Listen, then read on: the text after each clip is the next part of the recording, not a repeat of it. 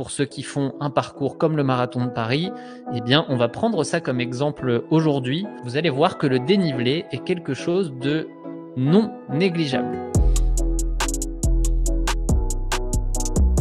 Comment gérer le dénivelé sur ma course objectif? Donc, sujet qui concerne tout le monde, ou presque, puisque c'est rare qu'il y ait des courses sans aucun dénivelé. Il y a des courses toutes plates, mais il y a toujours des petites buttes, des petites côtes. Et pour ceux qui font un parcours comme le marathon de Paris, eh bien, on va prendre ça comme exemple aujourd'hui, parce que c'est un exemple parmi tant d'autres. Mais vous allez voir que le dénivelé est quelque chose de non négligeable.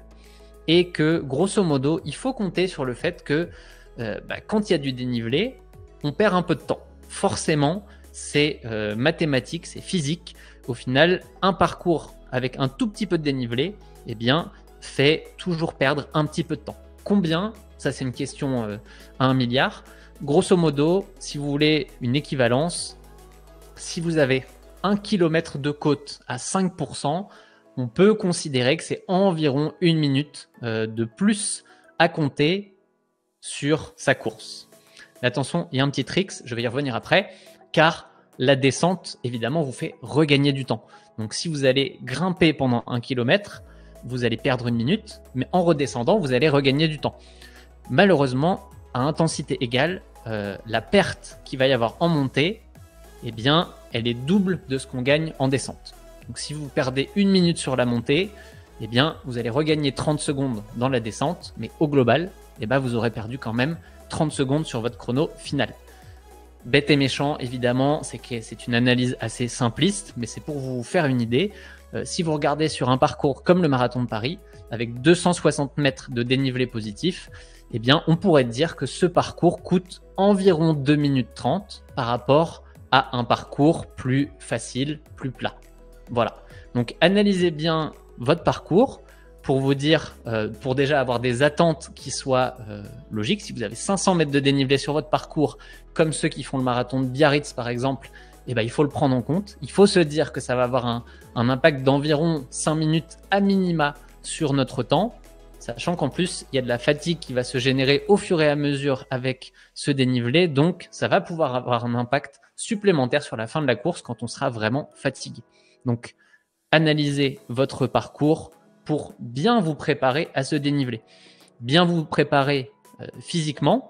Pour ceux qui sont loin de leur course objectif et qui s'entraînent encore, eh bien, vous allez pouvoir ajuster vos terrains d'entraînement et y mettre des sections qui vont être similaires à ce que vous allez pouvoir retrouver le jour de la course. Et aussi, il faut se préparer mentalement à ça. Bien connaître le parcours, avoir toutes les spécificités de son parcours de course en tête, ça permet de savoir exactement qu'est-ce qu'on va retrouver à quel moment, de ne pas avoir de surprise.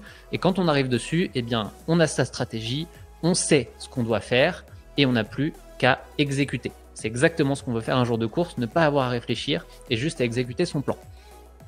En termes d'intensité, justement, qu'est-ce qu'on doit faire?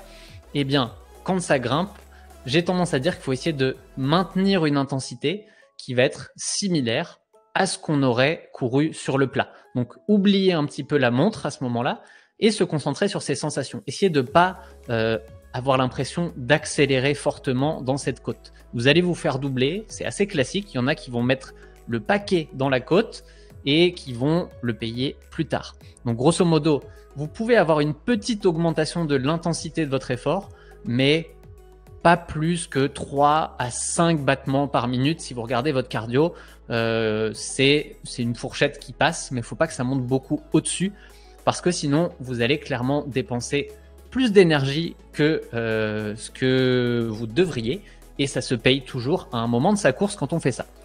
Et ensuite, eh bien, une fois que vous êtes en haut, vous n'allez pas être trop cramé comme ça et ça va vous permettre d'accélérer un petit peu dans la descente. Et quand je dis d'accélérer, c'est plutôt de dérouler, de déployer sa foulée tranquillement parce que justement, on ne veut pas non plus accélérer fortement dans la descente parce que ça aussi, ça va pouvoir se payer sur la fin de course musculairement, surtout sur les longues distances. Donc, pour le marathon, évidemment, on ne veut surtout pas se cramer musculairement dans les descentes. Sur semi, c'est quand même important. Après, sur 5K, sur 10K, ça peut valoir le coup d'accélérer dans les descentes. Ça dépend à quel point vous êtes à l'aise avec ça. Mais grosso modo, faites attention quand même aux descentes. Ça peut être traître sur un parcours. Si vous êtes arrivé jusqu'ici, c'est que cet extrait de l'un de nos webinaires vous a plu. Nous en organisons tous les mois pour nos membres premium et tu peux en retrouver d'autres extraits en cliquant ici. Et si tu veux avoir accès au replay de nos webinaires dans leur intégralité ou bien participer au prochain webinaire en live, rejoins la communauté du campus, c'est compris dans ton abonnement et il y a toutes les infos en description.